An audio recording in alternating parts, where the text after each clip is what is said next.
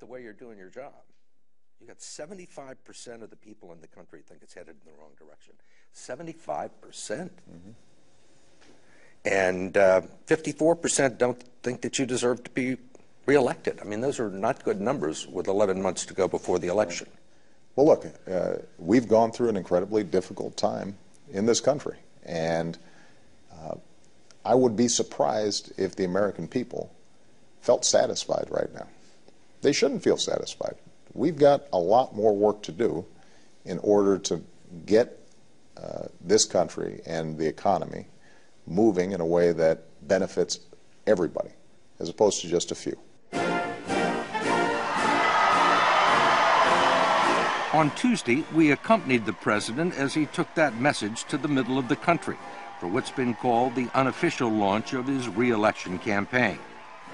In Osawatomie, Kansas, where Theodore Roosevelt unveiled the basic tenets of the progressive movement just over 100 years ago, President Obama spoke out against the growing economic inequality he says is destroying the middle class.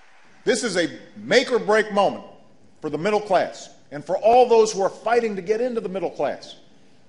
Because what's at stake is whether this will be a country where working people can earn enough to raise a family, build a modest savings, own a home, secure their retirement.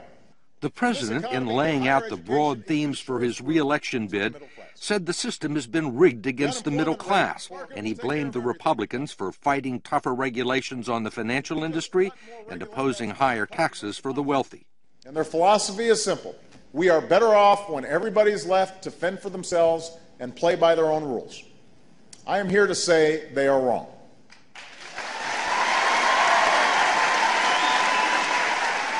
Steve. Mr. President. Good to see you, sir. Good to see you. We spoke to the president immediately following the 55-minute speech, which he wrote mostly himself, clearly drawing the battle lines for the next election.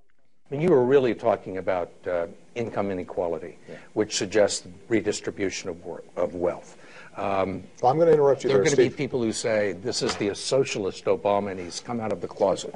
Look, everybody's concerned about inequality. Those folks in there who were listening to the speech, those are teachers and small business people and probably some small-town bankers who are in there thinking to themselves, how is it that we're working so hard, and meanwhile, they know that corporate profits are at a record level, that a lot of folks are doing very well. What's happened to the bargain? What's happened to the American deal that says, you know, we are focused on building a strong middle class? This is the class warfare you have been accused of by the Republicans. Look, the problem is that our politics has gotten to the point where we can't have an honest conversation about the greatest income inequality since the 1920s, and we can't have an honest conversation about the irresponsibility that resulted in the worst financial crisis since the Great Depression without somebody saying that somehow we're being divisive. No, we're being honest about what happened, and we've got to be honest about how we move forward. Look, we're getting close to the start of the presidential campaign.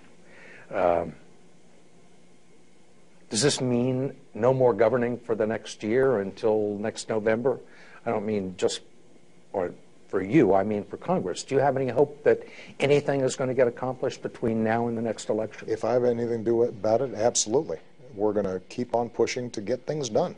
You know, I want to work with Congress. I want to work with both parties in Congress. I think that we can still make progress on a balanced approach to deficit reduction. What I'm not going to do is wait for Congress. So wherever we have an opportunity, and I have the executive authority to go ahead and get some things done, we're just going to go ahead and do them.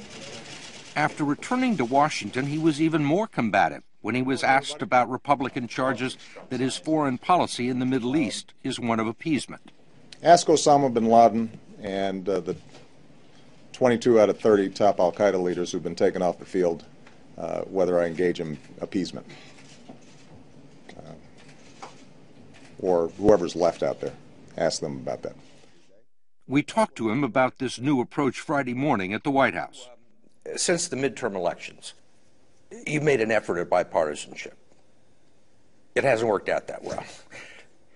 And it seems to me, it appears, watching you the last month or so, that you're stopped reaching out to Republicans, that you're going on the offensive.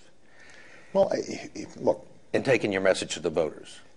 I think that when I came into office in 2008, it was my firm belief that at such an important moment in our history, there was no reason why Democrats and Republicans couldn't put some of the old ideological baggage aside and focus on common sense, what works, practical solutions to the tough problems we were facing. And I think the Republicans made a different calculation, which was, you know what, we really screwed up the economy. Obama seems popular. Our best bet is to stand on the sidelines because we think the economy is going to get worse, and at some point just blame him. And so we haven't gotten the kind of engagement from them that I would have liked. Isn't it your job as president to find solutions to these problems, to get results, to figure out a way to get it done? It is my job to put forward a vision of the country that benefits the vast majority of Americans. It is my job to make sure that my party is behind those initiatives, even if sometimes it's breaking some china and going against some of the dogmas of our party in the past. And we've done that on things like education reform. And it's my job to rally the American people around that vision. You say that you've rallied the country, but these poll numbers show otherwise. Steve, here's the thing. As long as unemployment rate is too high and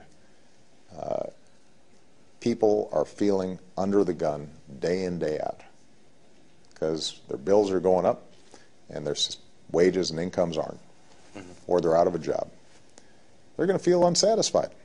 I mean, there's no secret to this. If I can't get Republicans to move, partly because they've made a political strategic decision that says anything Obama's for, we're against, because that's our best chance of winning an election. But keep in mind, I'm talking about Republican members of Congress. I'm not talking about Republicans around the country. They don't like you much better. It's only 7% approval rating. Yeah, no, I understand. But I think that they like the ideas that we put forward. I mean, the interesting thing is the majority of Republicans actually think we should have a balanced approach to deficit reduction, including tax increases for the wealthy. The majority of Republicans do think that we should make investments in roads and bridges and improving our airports and investing in basic research and medical research. So if you take my name out of it and just look at the ideas that we've been presenting, these are common sense mainstream ideas that Republican presidents in the past have supported. With the